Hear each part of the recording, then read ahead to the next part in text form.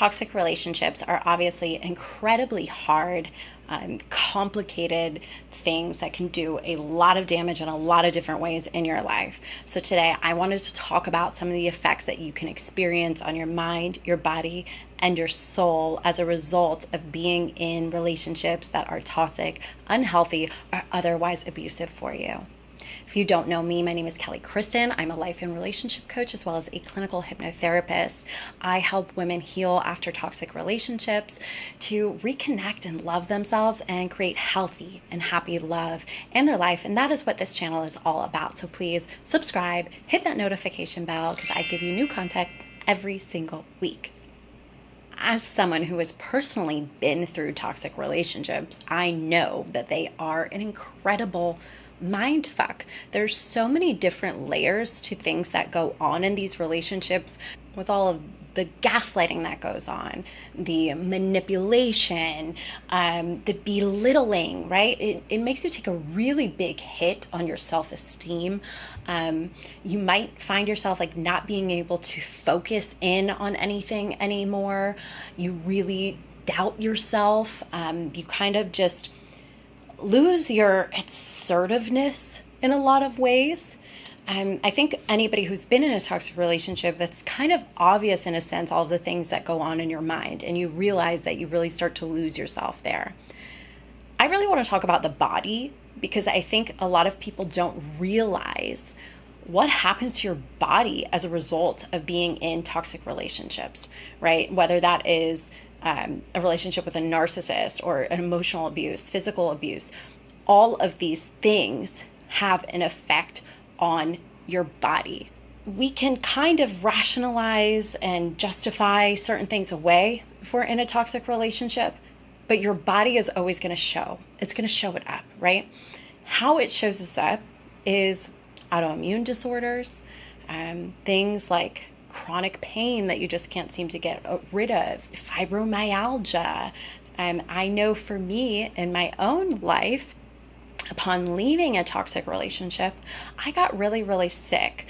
I started having some really interesting problems with my nervous system and autoimmune disorders. I ended up getting diagnosed with PCOS, which is polycystic ovarian syndrome, and a hypothyroid. Both of these things I have been able to cure and heal after healing myself from leaving toxic relationships. But those things were very much manifestations of all of the stress that I had been through in that relationship, right? There's a very, very famous psychologist, Bressler, who says the body keeps the score. So while we can try to do different things to distract ourselves from maybe what we have been through or are currently going through in our relationships, the body is going to keep the score. The body is going to tell us really massive amounts of cortisol running through your system as a result of the stress that these relationships can cause do damage on multiple levels. I know a lot of women that have experienced, and I experienced this too, hair falling out, right? Just from the amount of stress that your body is under. The quality of relationships in your life, well, one, they affect everything else in your life, but I would not be surprised if cancer rates of women that have been in stressful, toxic relationships are incredibly higher than those who have healthy relationships. Your relationships affect every single aspect of you. So your body is incredibly intelligent, but you have to listen to what it's saying, right? So our mind could have been telling us a long time that this relationship isn't right, it's not good, or whatever, but eventually your body is going to scream at you and tell you this is wrong, something is wrong. When you have these disorders and diseases and all of these different things going on in your body wants to be heard, your body wants to be listened to. I think the good thing is that once you leave that relationship and you start to heal yourself and release the trauma and things that you have been through, there's a really good chance that you can get rid of some of these incurable diseases. I've done it in my own life. I've seen different clients do it.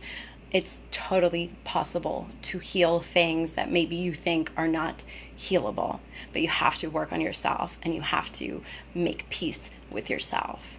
And the result of toxic relationships on a soul level is that you lose your self-identity. You essentially lose that connection to your inner power, that connection to your life force energy, that connection to your creativity. And you might end up feeling like you have no direction in life, that you have no wants or desires anymore. It's like that lust for life and the vigor that you may have once had in your life is just gone.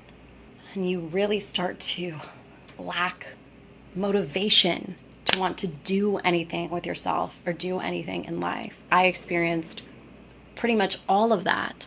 And the thing is that it takes time to get yourself back. Most of us never really knew who we were before we got into a toxic relationship. And it can really be a beautiful awakening, leaving something like that and taking the time to dive into yourself, to find yourself, to love yourself, and become the powerful woman that you are truly meant to be. I do want to note that if you're experiencing these things as a result of being in a toxic relationship, just leaving is not necessarily the answer, right? Because if you leave and you go into another toxic relationship, that in itself is a problem too. So you need to take some time to heal yourself and to do that work. I have a video, how to heal emotional pain. You can check that out. It's very helpful. You can also check how to never get into another toxic relationship again, where I share with you my process for increasing your self-worth. I also have a beautiful reconnection to your power meditation that you can listen to that will help you get some of that soul connection back to yourself. So I will go ahead and link that down below for you.